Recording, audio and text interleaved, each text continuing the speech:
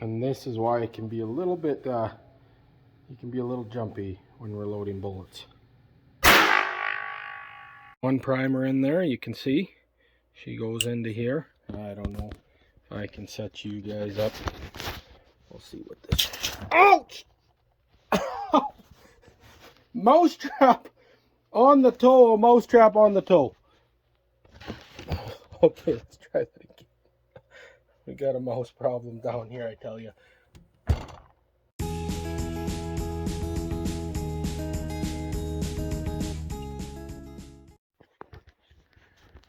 Let's see what we can do here. We don't break that camera. Don't bump it. Okay, friends.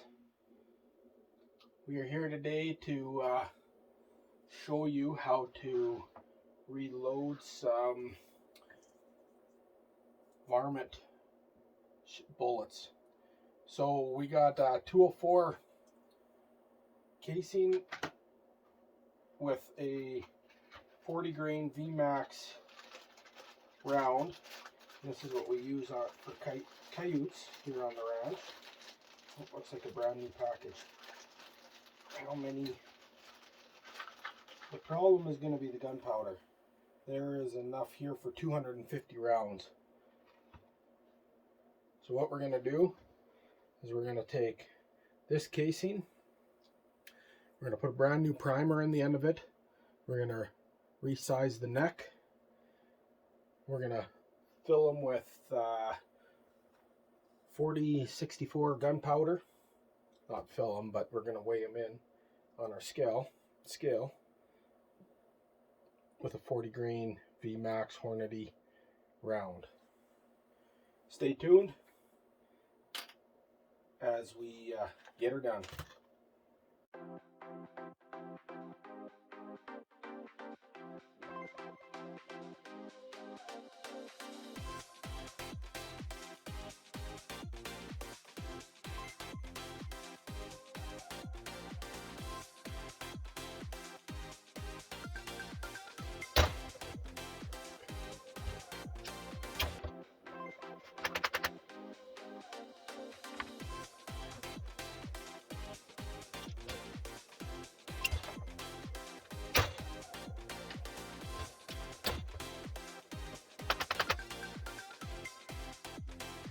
Fill them with gunpowder, which is the next step. We'll show you how to do that. All ready to go. You always give them a tap. Any unburnt gunpowder.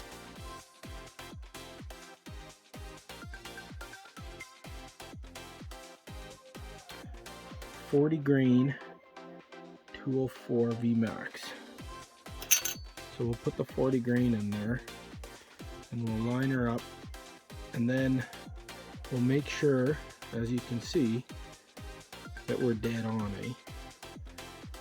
If you need to adjust this at all, but right now we're set up at 40 grains. VMAX 4064, 27 grains puts us at 3,600 feet per second. She's smoking. Those little 50. That's a 2 for 20, and then we go here for 7. Put this to 0. Loosen this lock nut off. Thread this in. Let's see that.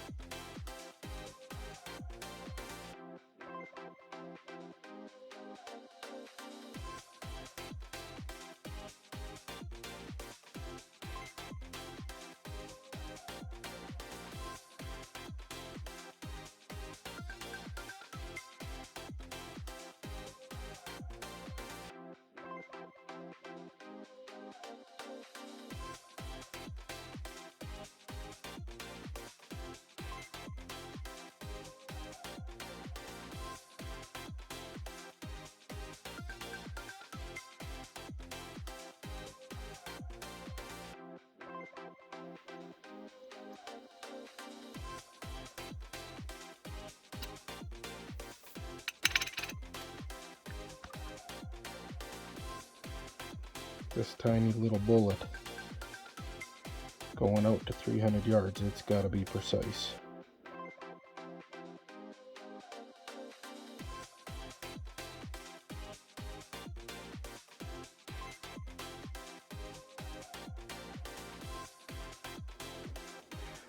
Just so you guys know, I do not put a lot of time into videoing these. I just took a straight edge here and set it across there, but we're ready to go.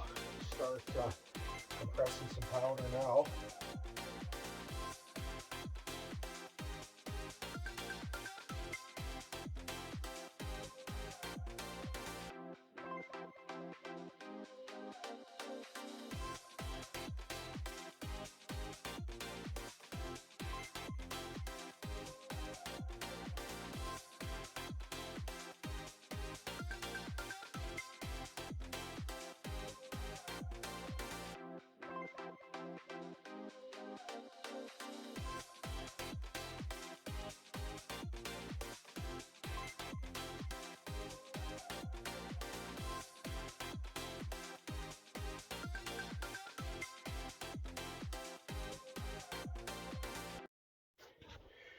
You always want to look in every single casing when you're done now. I've heard all sorts of crazy stories.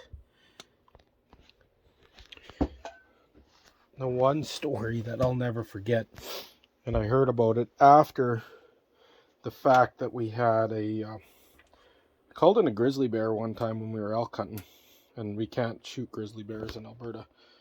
But I heard after that, somebody told me a story about a guy who had a friend do hand loads for him. I probably wouldn't ever get a friend to do them. I like to do them myself. Then you can only blame yourself. It's kind of like my mechanics work as well. But he missed gunpowder in one of the bullets, and we got 3 damaged primers here from reloading. So we're not wasting any primers, but we're going to show you. So this hammer is going to mimic the firing pin, okay? So this is what, we'll back these guys up a little bit. Kids, don't try this at home. Here, we'll do this one here at the end first. So this is what it basically does. And what ended up happening is the grizzly bear it never actually did come in. And when he held the gun up to it, the grizzly bear didn't come in, and then he went to go shoot on paper after that just to make sure his gun was on because he was all rattled. And he shot, and it went pop. It wasn't a loud bang, and it was enough to push the bullet out of the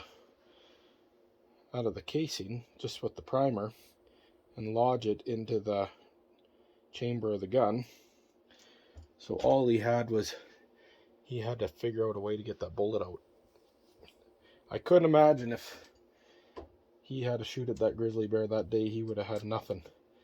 The gun would have been useless, and even if he would have jacked another round in after it did that, the gun probably would have exploded in his face if that bullet was stuck down the pipe, and then he actually had a round go off. Yeah, that gun would have probably went kaboof right in his face. That's why you double check everything. One box ready to go here. We just made loads here today. This is a brand new gun. This is the second round that we're putting through it here now. We got to dial it down a little bit, so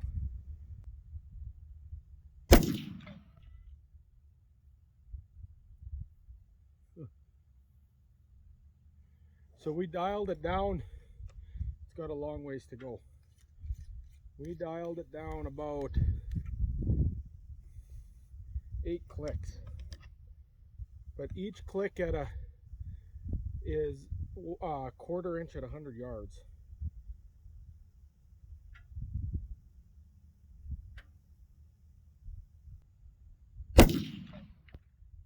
Okay, we come down 20 clicks.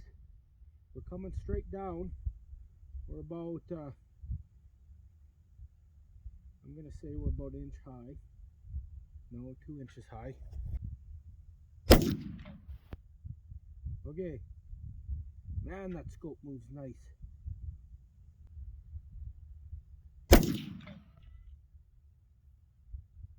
This was the first shot. I moved 8 clicks and it came down to here. I moved 20 clicks and came down to here. I moved 8 clicks over to here. Now we're 8 clicks. If we can put her right here.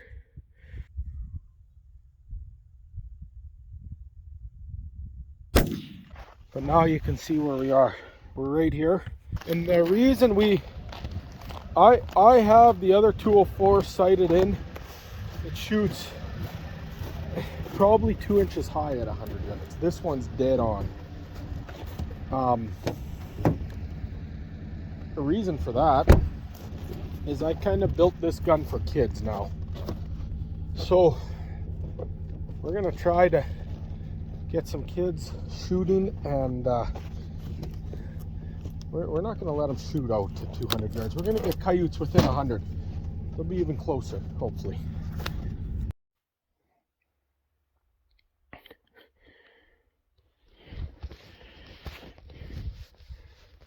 I'm going to tell you that these new loads are deadly, and I'm dead tired. I just walked about a half mile back to the truck with this guy, and I did something. It's pretty dark now. I did something that I haven't done in a long time. This was the male. I killed the male and a female double. And anyways, beside the point. Just wanted to let you guys know that we're going to be running an event, and it's going to be in Medicine Hat, February 14th. Modern Day Mountain Man is going to come make a presentation, and at that event everybody is welcome. It's in the evening at the Link Church at 7 p.m. in Medicine Hat. So if you Google that in Google Maps, you'll be able to find it. But at that event we will share the vision of what we're talking about when we talk about Creators Ridge outdoor adventures. I'll put a little link up here beside me. You can pause the video if you like to write down the information. But we've kind of give you guys a little hint of what this ministry entails, and it's basically the name kind of explains itself. It's the Creators Ridge. The creator is God. Creator, we've talked about this in this channel, the creator is Jesus, and outdoor adventures, and through the outdoor adventures we are planning on ministering to kids and just the amazingness of God's creation. And Brody and I experienced this with this deer when we were heading into Michaela's basketball game, and our creator let this majestic deer stand for about a minute and let us take some pictures of it and admire it.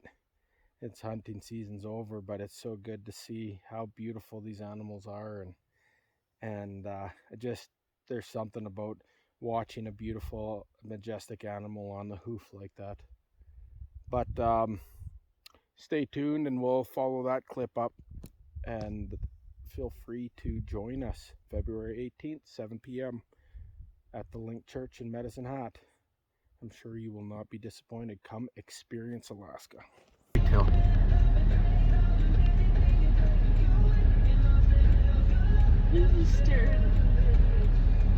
Oh, oh. Here, Brody, here's the camera. Get it on him. Can you get it on him? Just wait. Just keep it videoing. If he turns his head, try to focus it. Yeah. There.